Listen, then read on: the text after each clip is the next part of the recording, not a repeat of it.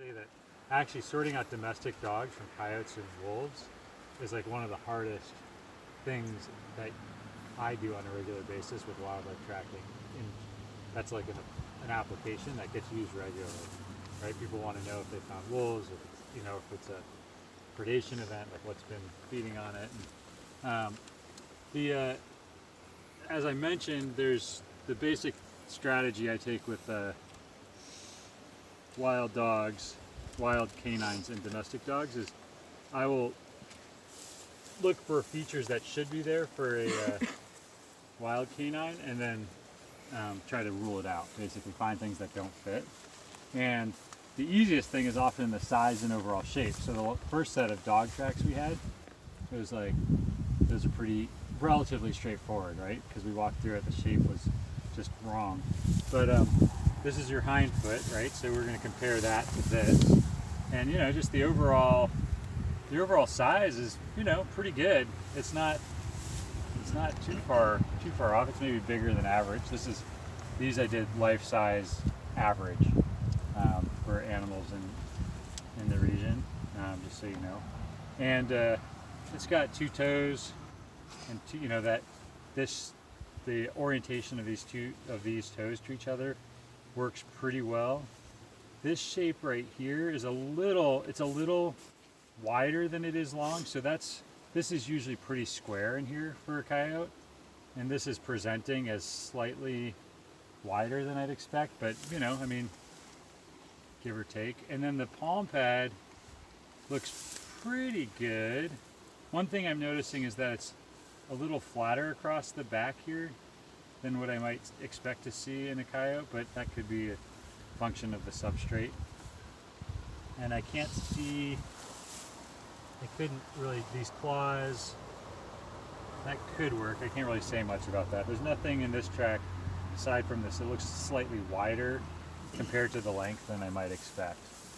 And then in the front foot, now I see a few things that kind of stand out to me. One is that it's quite a bit wider than what I might expect, and it could be from the toes splaying a bit, but it just looks, and I can't see the heel, so I don't know if that would make this track appear round or what. But if you saw if we had a front foot, that's totally clear.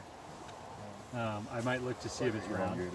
One thing that really stands out though is if you look at the shape of these toes, these middle toes are pretty oval.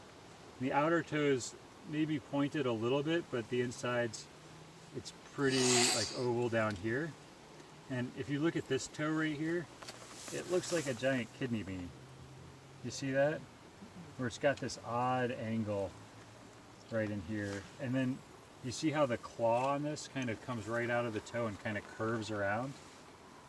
That would be really unusual to see in a coyote's foot. Their toes look like this and their claws come out straight. So to have like a twisted toe with like a curved claw in it is something that would be really unusual for a coyote.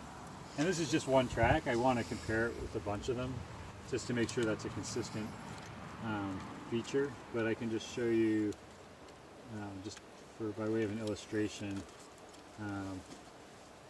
If you look at, you see this shape right here, this kind of kidney bean, and the blunter claw kind of curves into it. That's what I'm seeing right here. And not all dogs have that, but it's not an uncommon thing to find in a dog. So for me, between this being just slightly off in its